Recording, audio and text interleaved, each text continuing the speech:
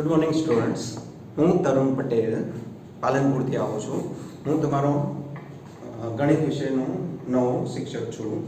હવે આજે આપણે ભણીશું સંખ્યા પદ્ધતિ. તમે જાણો છો સંખ્યા પદ્ધતિ, તમે અલગ અલગ જગ્યાએ સંખ્યાઓનો ઉપયોગ કરો છો. દાખલા તરીકે કશું વસ્તુની ગણતરી કરવી હોય તમારે 1 2 3 4 5 એ રીતે વસ્તુ ગણતરી કરવા માટે પણ તમે એનો ઉપયોગ કરો છો, બરાબર છે.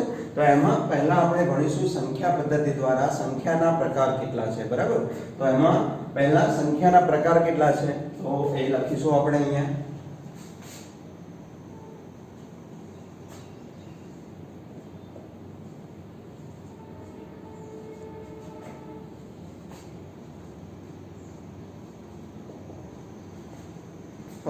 એમાં પહેલો પ્રકાર છે વાસ્તવિક સંખ્યાઓ, જેના પેટા પ્રકાર અલગ અલગ હોય છે, બરાબર છે. તો એમાં પહેલો આપણે લખીએ છીએ વાસ્તવિક સંખ્યાઓ.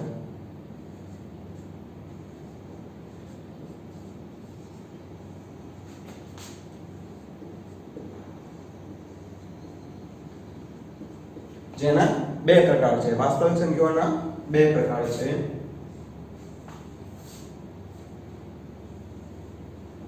એક છે સમય સંખ્યાઓ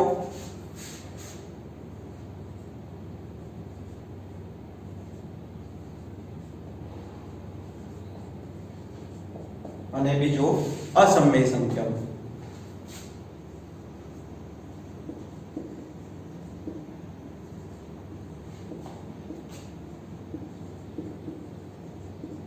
હવે સમય સંખ્યાઓનો પેટા પ્રકાર છે પૂર્ણાંક સંખ્યાઓ.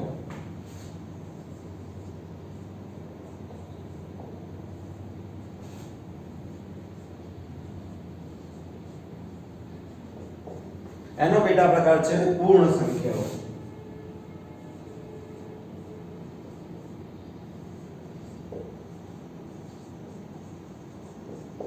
પછી એનો પણ પેટા પ્રકાર છે પ્રાકૃતિક સંખ્યાઓ.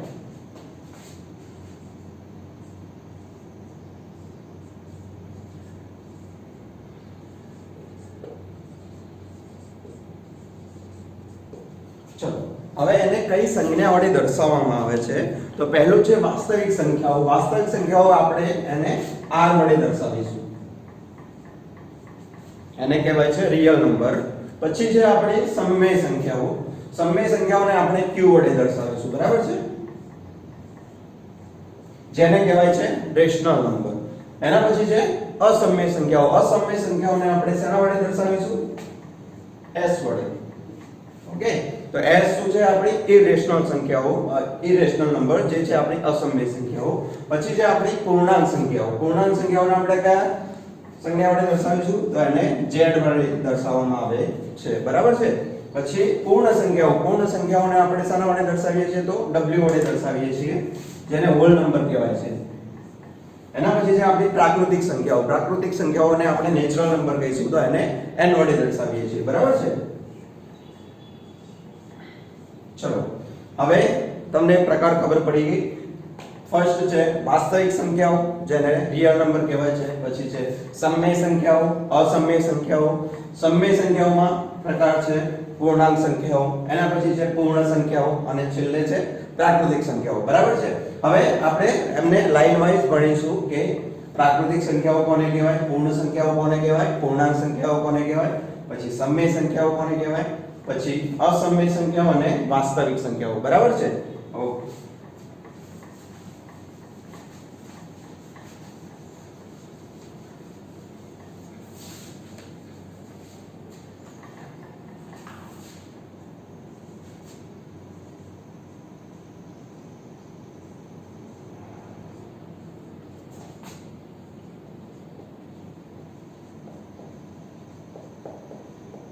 એમાં પહેલો પ્રકાર છે પ્રાકૃતિક સંખ્યાઓ. પ્રાકૃતિક સંખ્યાઓને આપણે શું કહીશું? નેચરલ નંબર, જેને n વડે દર્શાવવામાં આવે છે. તો પહેલા પ્રાકૃતિક સંખ્યાઓ કોને કહેવાય? તો પ્રાકૃતિક સંખ્યાઓ એને કહેવાય કે જે નંબર ચાલુ થતા હોય ક્યાંથી? 1 2 3 4 એ રીતે ચાલુ થતા હોય અને કન્ટિન્યુઅસ ઇન્ફાઇનાઇટ સુધી જતા હોય, અસંખ્ય સુધી જતા હોય, એને આપણે શું કહીશું? પ્રાકૃતિક સંખ્યાઓ, બરાબર છે. તો એની વ્યાખ્યા લખી નાખીએ છીએ. જે સંખ્યાઓ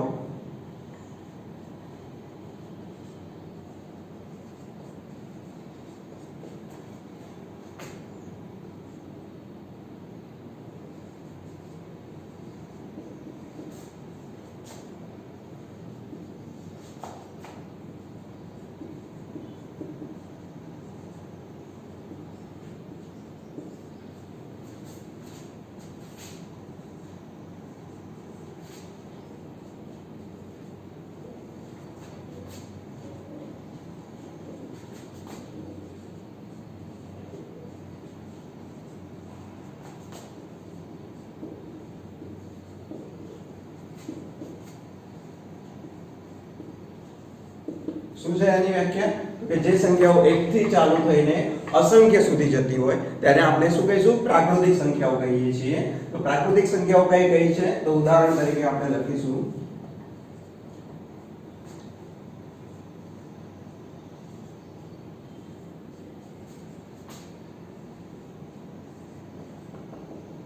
બરાબર છે. 1 2 3 4 5 6 એ રીતે અસંખ્ય સુધી જતી હોય, ઇન્ફાઇનાઇટ સુધી જતી હોય એવી સંખ્યાઓને આપણે શું કહીશું? પ્રાકૃતિક સંખ્યાઓ કહીશું. બરાબર છે. હવે એના પછી છે આપણું બીજો પ્રકાર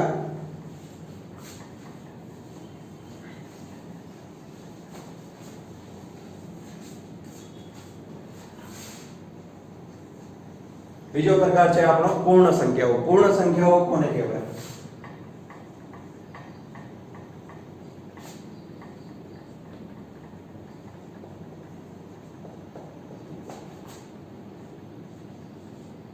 પૂર્ણ સંખ્યાઓને આપણે w વડે દર્શાવીશું જેને કહેવાય છે હોલ નંબર. બરાબર છે. એમાં હવે પૂર્ણ સંખ્યાઓ કોને કહેવાય? તો કે જે સંખ્યા 0 થી શરૂ થઈ અને અસંખ્ય સુધી જતી હોય તેને શું કહીશું? આપણે પૂર્ણ સંખ્યાઓ કહીશું. બરાબર છે. તો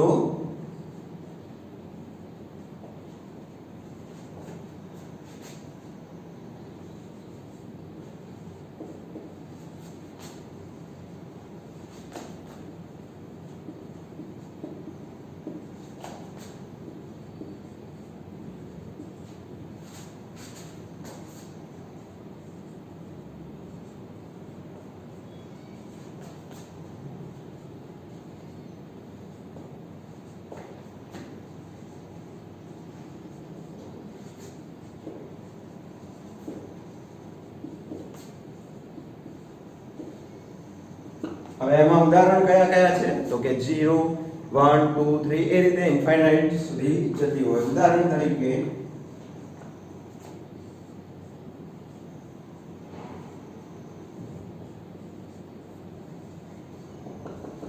બરાબર છે. તો કે જે 0 થી ચાલુ થઈને 0 1 2 3 4 5 એ રીતે અસંખ્ય સુધી જતી હોય તેને આપણે કેવી સંખ્યાઓ કહીશું? પૂર્ણ સંખ્યાઓ. એના પછીનો પ્રકાર છે આપણો પૂર્ણાંક સંખ્યાઓ.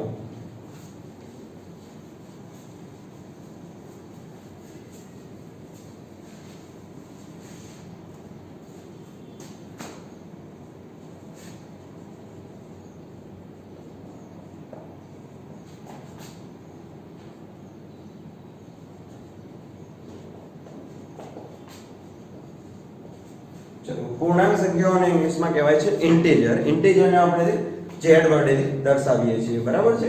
તો હવે પૂર્ણાંક સંખ્યાઓ કોને કહીશું? કે જે સંખ્યામાં આપણે શૂન્ય લઈ શકીએ અથવા ધન સંખ્યાઓ અને ઋણ સંખ્યાઓ લઈ શકીએ તેને આપણે શું કહીશું? પૂર્ણાંક સંખ્યાઓ. તો એની વ્યાખ્યા અહીંયા નીચે મુજબ છે કે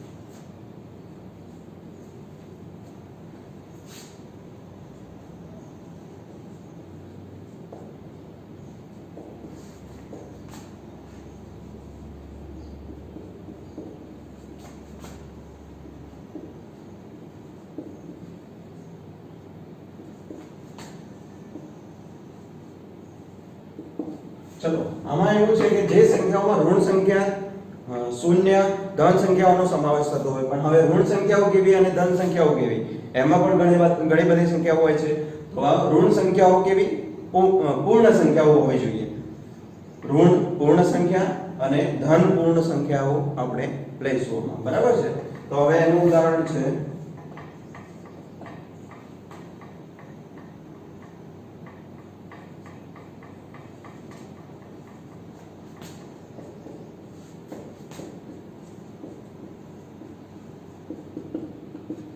બરાબર. આપણે પૂર્ણાંક સંખ્યાઓમાં કઈ સંખ્યા લઈ શકીશું?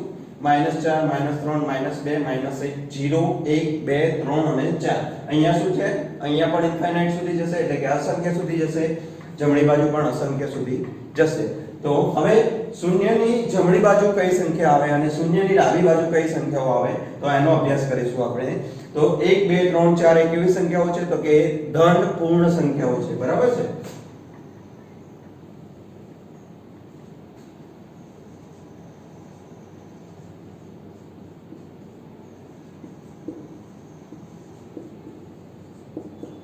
હવે ડાબી બાજુ કઈ સંખ્યાઓ આવશે?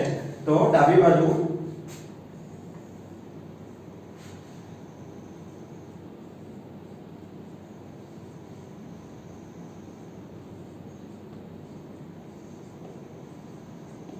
બરાબર છે.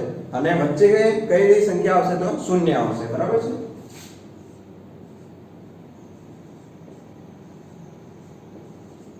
ચલો હવે આપણને ખ્યાલ આવ્યો કે પૂર્ણાંક સંખ્યાઓ કોને કહેવાય? તો કે જે સંખ્યાઓમાં શૂન્યથી જમણી બાજુ ધન પૂર્ણાંક સંખ્યાઓ હોય અને ડાબી બાજુ ઋણ પૂર્ણ સંખ્યાઓ હોય અને આપણે શું કહીશું? પૂર્ણાંક સંખ્યાઓ કહીશું. બરાબર છે.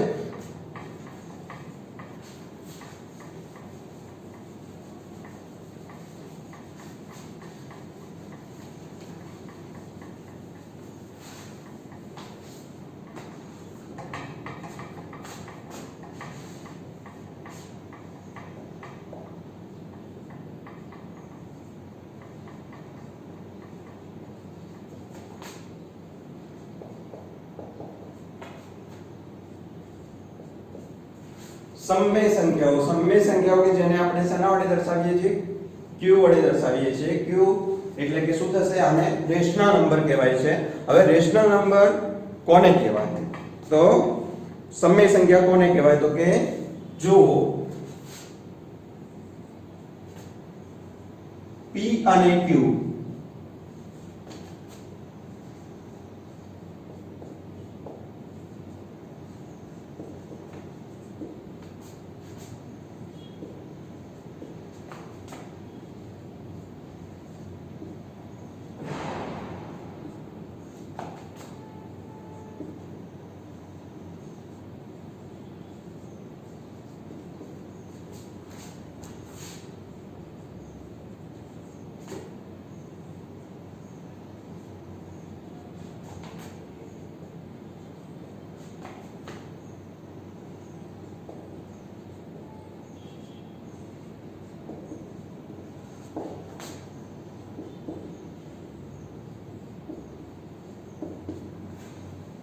જો p અને q કેવી છે? પૂર્ણાંક હોય અને તેને આપણે કેવા? p/q એટલે કે p ભાગ્યા q ના સ્વરૂપમાં, જ્યાં q ક્યારેય 0 હોઈ શકે નહીં.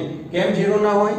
તો કે કોઈ પણ સંખ્યાને આપણે 0 વડે ભાગી શકતા નથી. માટે અહીંયા q does not equal to 0 એટલે કે q બરાબર 0 નથી એવું આને વાંચી શકાય. બરાબર. તો આને કઈ રીતે વાંચશું? q does not equal to 0 એટલે કે q બરાબર 0 ના લઈ શકાય. ના સ્વરૂપમાં આપણે લખી શકતા હોય તેવી સંખ્યાઓને આપણે કેવી કઈ સંખ્યાઓ કહીશું? સમમેય સંખ્યાઓ કહીએ છીએ. બરાબર છે. સમમેય સંખ્યાઓ ખ્યાલ આવી ગયો. હવે એના ઉદાહરણ કયા કયા છે?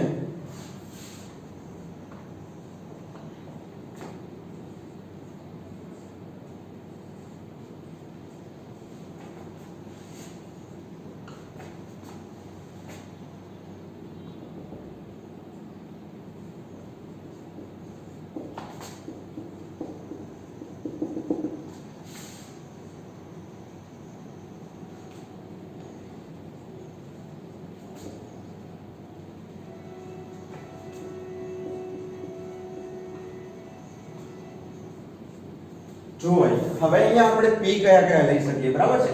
તો p માં આપણે બધા જ પૂર્ણાંક નંબર છે, પૂર્ણાંક સંખ્યાઓ છે એ લઈ શકીશું. માઈનસ માં બધી આવતી ઋણ સંખ્યાઓ, પછી પ્લસ માં આવતી બધી ધન સંખ્યાઓ અને શૂન્ય.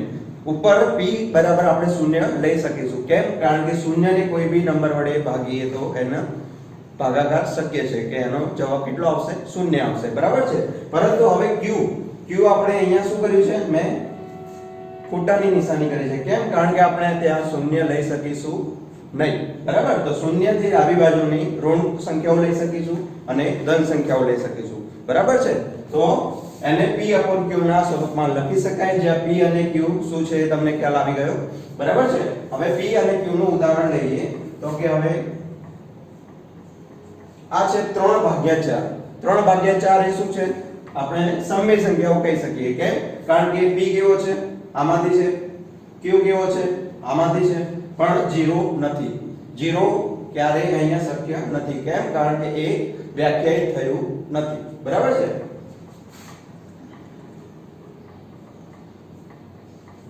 ચલો ફરીથી આપણે અહીંયા કેવો p કેવો લીધો છે? ઋણ લીધો છે અને q ધન લીધો છે, બરાબર છે. અહીંયા પણ q 0 નથી, બરાબર છે. પછી છે -5 અને -4, બરાબર છે. તો -5 ભાગ્યા -4 તો એ પણ કેવી છે સંખ્યા? p/q ના સ્વરૂપની છે, બરાબર. તો એ પણ કેવી કહેવાશે? સમય સંખ્યાઓ કહેવાય. હવે નેક્સ્ટ છે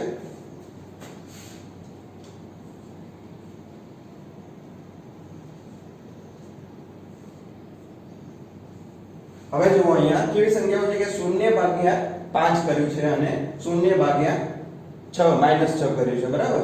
તો આ કેવી સંખ્યાઓ છે? આ પણ સમય સંખ્યાઓ છે. કેમ? કારણ કે અહીંયા આપણને શું કીધું છે? p 0 એટલે કે p બરાબર આપણે 0 લઈ શકીએ છીએ, બરાબર છે.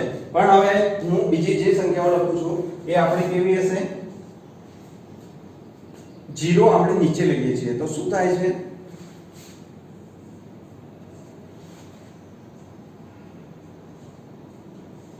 હવે કોઈ પણ નંબરને આપણે 0 વડે ભાગવું હશે તો ભાગી શકીશું નહીં. માટે આ કેવું છે? અવ્યાખ્યાયિત પદ છે.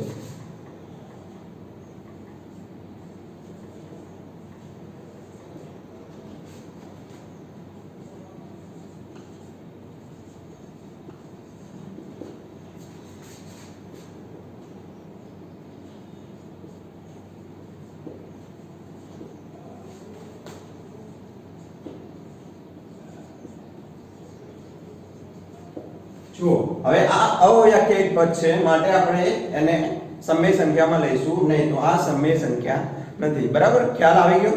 હવે આના પછી પ્રકાર છે આપણો અસમય સંખ્યાઓ. તો અસમય સંખ્યાઓ કોને કહેવાય એ હવે આપણે ભણીશું, બરાબર છે.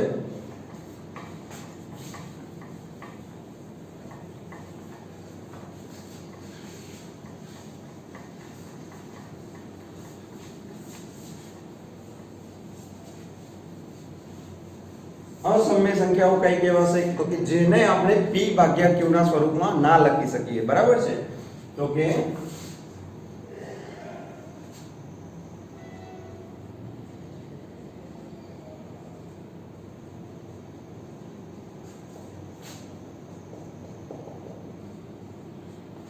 અસમય સંખ્યાઓ કેવી છે? તો કે જેને આપણે p/q ના સ્વરૂપમાં લખી શકતા નથી. અથવા તો એવું પણ કહી શકાય કે જે સંખ્યાઓ સમય નથી એ પણ કેવી છે? અસમય સંખ્યાઓ છે, બરાબર છે. ખ્યાલ આવી ગયો.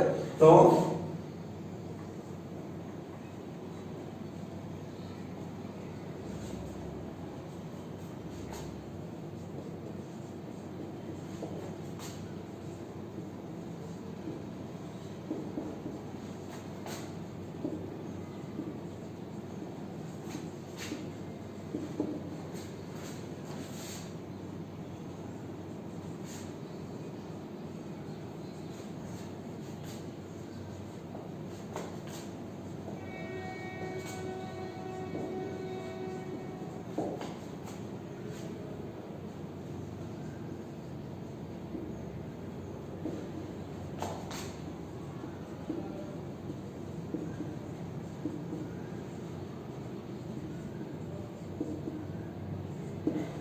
ચલો હવે અસમય સંખ્યાઓ કોને કહેવાય? તો કે જે સંખ્યાઓને આપણે p/q ના સ્વરૂપમાં, જ્યાં q બરાબર 0 નથી એવા સ્વરૂપમાં લખી ના શકીએ. પહેલામાં આપણે સમય સંખ્યાઓમાં શું કરતા હતા? આવા સ્વરૂપમાં લખી શકતા હતા. અહીંયા આપણે લખી ના શકીએ તો એવી સંખ્યાઓને અસમય સંખ્યાઓ કહીશું. તો આની અંદર કઈ સંખ્યાઓનો સમાવેશ થશે? તો કે જે સંખ્યાઓ વર્ગમૂળ વાળી હશે, બરાબર છે. તો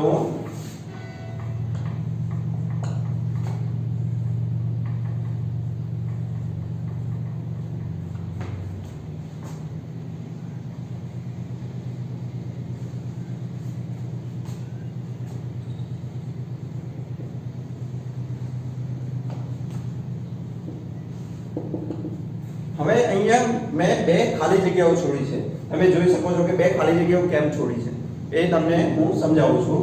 તો કે અહીંયા આપણે વર્ગમૂળમાં 2 લીધું. હવે વર્ગમૂળમાં 1 હોય તો એનું વર્ગમૂળ કેટલું થાય? આપણને ખ્યાલ જ છે કે વર્ગમૂળમાં 1 એનું વર્ગમૂળ 1 થશે. હવે વર્ગમૂળમાં 2 છે, વર્ગમૂળમાં 2 નું આપણને ડાયરેક્ટ આવડશે નથી આવડતું. કેમ? કારણ કે આપણને એનો વર્ગ પૂર્ણ વર્ગ ખબર નથી માટે.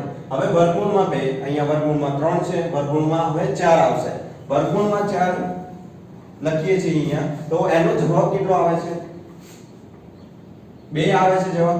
માટે આપણે આને કઈ રીતે લખી શકીશું? p ભાગ્યા q ના સ્વરૂપમાં લખી શકીશું. અહીંયા ઉપર અંશમાં 2 છે અને છેદમાં કશું નથી, એનો મતલબ શું હોય? 1 હોય હંમેશા. બરાબર છે? તો આને આપણે p ભાગ્યા q ના સ્વરૂપમાં લખી શક્યા. માટે આ જે છે એ પૂર્ણ આપણે એને અસમય સંખ્યામાં લઈશું નહીં. બરાબર છે? કારણ કે એનું આપણને વર્ગમૂળ મળે છે. એનું વર્ગમૂળ કેટલું થાય છે? 2 થાય છે. બરાબર છે? તો આ આપણી અસમય સંખ્યા નથી. એના પછી છે વર્ગમૂળનું. વર્ગમૂળમાં 9 નું પણ વર્ગમૂળ આપણે કાઢીએ તો કેટલું મળશે? આપણને 3 મળશે. બરાબર છે? તો 3 આનું વર્ગમૂળ મળી ગયું. તો આ પણ કેવી છે? p ભાગ્યા q ના સ્વરૂપની છે. માટે એમાં વર્ગમૂળ 9 ને આપણે પણ અસમય સંખ્યાઓમાં લઈ શકીશું નહીં. બરાબર છે? તો કે આવી જે પૂર્ણ વર્ગ સંખ્યાઓનું વર્ગમૂળ નીકળતું હોય છે એવી સંખ્યાઓ આપણે આ અસમય સંખ્યાઓમાં લઈશું નહીં. આપણે કેવી સંખ્યાઓ લઈ શકીએ કે જેનું વર્ગમૂળ ના નીકળતું હોય, અથવા જે પોઈન્ટમાં આવતું છે કે એ કેવા પોઈન્ટ હશે? તો કે પોઈન્ટ પછી એટલે કે દશાંશ પછી એ નંબર સ્ટોપ થશે નહીં, એટલે કે ઇન્ફાઇનાઇટ સુધી ચાલ્યા કરશે. બરાબર છે? ખબર પડી ગઈ આમાં? તો અસમય સંખ્યાઓ કોને કહેવાય? તો કે જે સંખ્યાઓને આપણે p ભાગ્યા q ના સ્વરૂપમાં, જે q બરાબર 0 નથી ના લખી શકીએ અથવા એમને એ રીતે પ્રેઝન્ટ ના કરી શકીએ, તો એવી સંખ્યાઓને આપણે કેવી કહીશું? અસમય સંખ્યાઓ કહીશું. હવે એના ઉદાહરણ કયા કયા? તો કે વર્ગમૂળમાં જે આવતી હોય એ બધી જ સંખ્યાઓ સિવાય કે કઈ છોડવાની છે આપણે? જેનું પૂર્ણ વર્ગ હોય એવી આપણે સંખ્યાઓ છોડી દઈશું. કેમ? કારણ કે એનું વર્ગમૂળ આપણને ખબર છે કે એનું વર્ગમૂળ શક્ય છે. અને જે કેવું મળે છે? સમય સંખ્યા મળે છે. જ્યારે આ બધાનું વર્ગમૂળ કેવું મળશે? આપણને અસમય સંખ્યાઓ મળશે. હવે બીજી એક ઉદાહરણ તરીકે લઉં છું. તો કે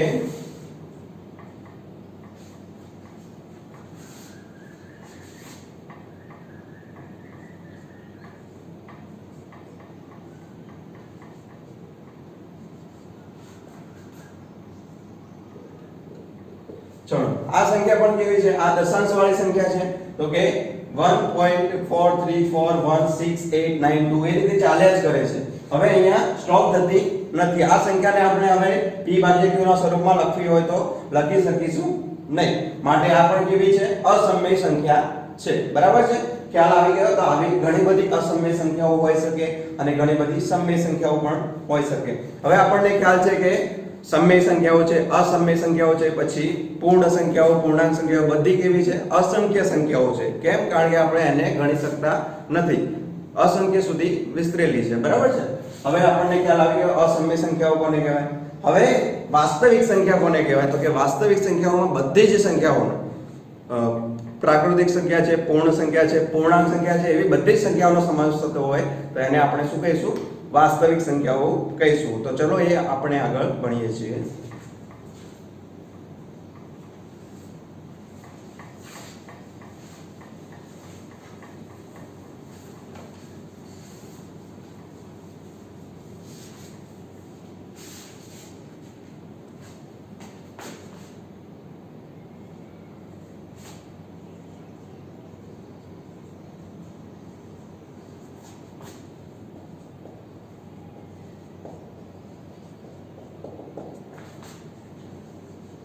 ચલો વાસ્તવિક સંખ્યાઓ કોને કહેવાય અને એને કયા સિમ્બોલ થી દર્શાવીએ છીએ? તો એની સંજ્ઞા છે r. એને આપણે r થી દર્શાવીએ છીએ, જેને કહેવાય છે રિયલ નંબર. બરાબર છે? જેને કહીશું આપણે વાસ્તવિક સંખ્યાઓ. હવે વાસ્તવિક સંખ્યાઓ કોને કહેવાય? તો કે જે સંખ્યાઓમાં સમય સંખ્યા અને અસમય સંખ્યાઓનો સમાવેશ થતો હોય તેવી સંખ્યાઓને આપણે કેવી કહીશું? વાસ્તવિક સંખ્યાઓ કહીશું.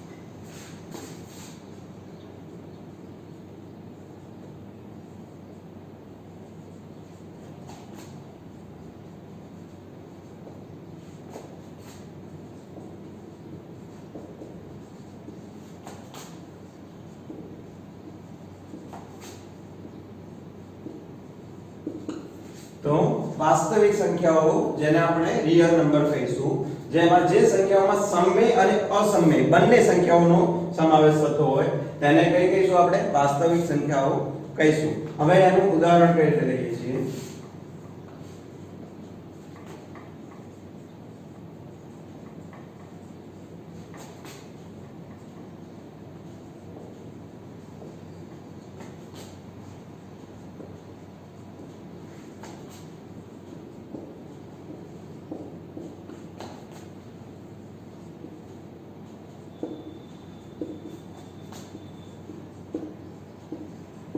હવે વાસ્તવિક સંખ્યાઓ જેમાં છે સમમેય સંખ્યા અને અસમમેય સંખ્યા. સમમેય સંખ્યાઓનું ઉદાહરણ તમે આપી શકો છો.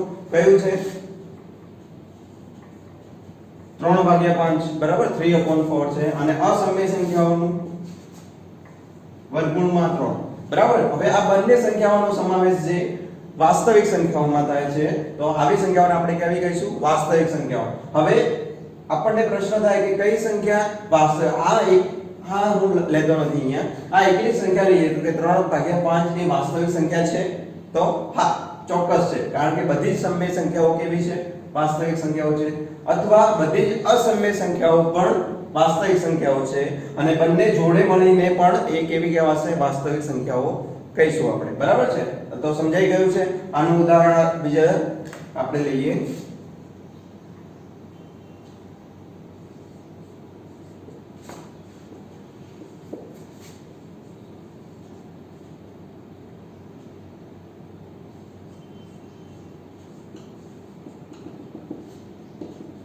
બરાબર છે? તો 3/7 વત્તા આ કેવી છે? અસમમેય સંખ્યા છે, અને આ કેવી છે? સમમેય સંખ્યા છે. બરાબર છે? તો આ બંને પણ ભેગી મળીને કેવી સંખ્યા થશે? વાસ્તવિક સંખ્યાઓ થશે. હવે આપણે આગળ ભણીએ છીએ.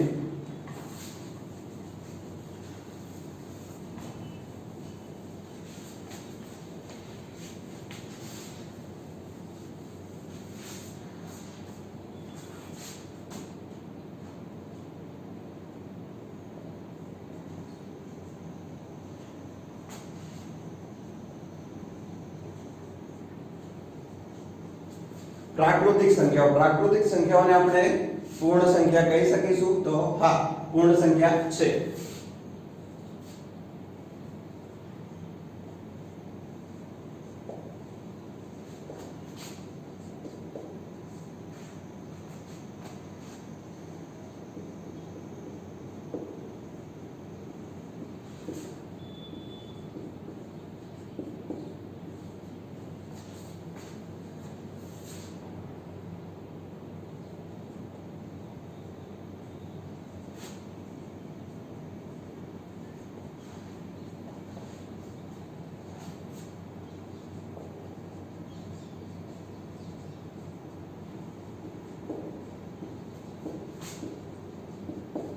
હવે જુઓ અહીંયા મેં લખ્યું છે એક સિમ્બોલ છે સબસેટ નો.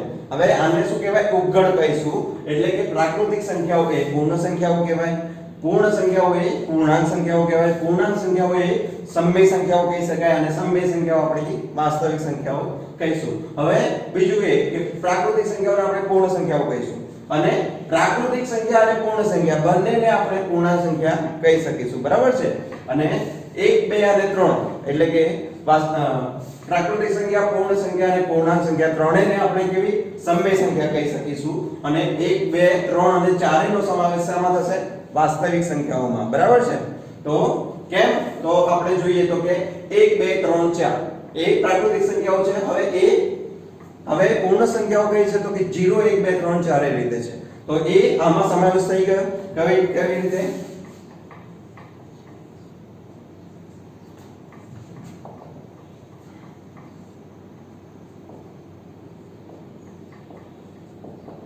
બરાબર? આ છે પ્રાકૃતિક સંખ્યાઓ, આ છે પૂર્ણ સંખ્યાઓ. તો આ પ્રાકૃતિક સંખ્યાઓ આમાં પણ છે, માટે આ શું કહેવાશે? આ સંખ્યાઓ પ્રાકૃતિક સંખ્યાઓ એ પૂર્ણ સંખ્યાઓ પણ છે. હવે પ્રાકૃતિક સંખ્યા અને પૂર્ણ સંખ્યા એ પૂર્ણાંક સંખ્યાઓ છે કે નહીં? તો હા.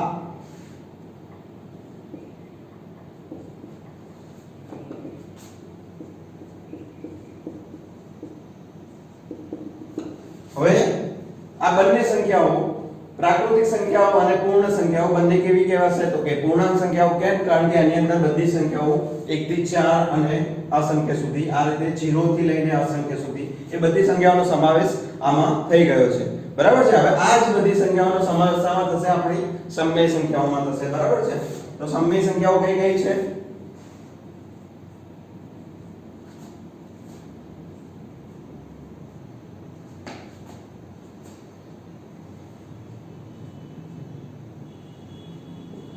હવે અહીંયા તમે જોઈ શકો છો તો કે આ કેવી છે? બધી સમય સંખ્યાઓ છે. હવે સમય સંખ્યાઓમાં અહીંયા 3/5 એ તો બરાબર છે, આ પણ બરાબર છે. પણ હવે અહીંયા -2 0 અને 3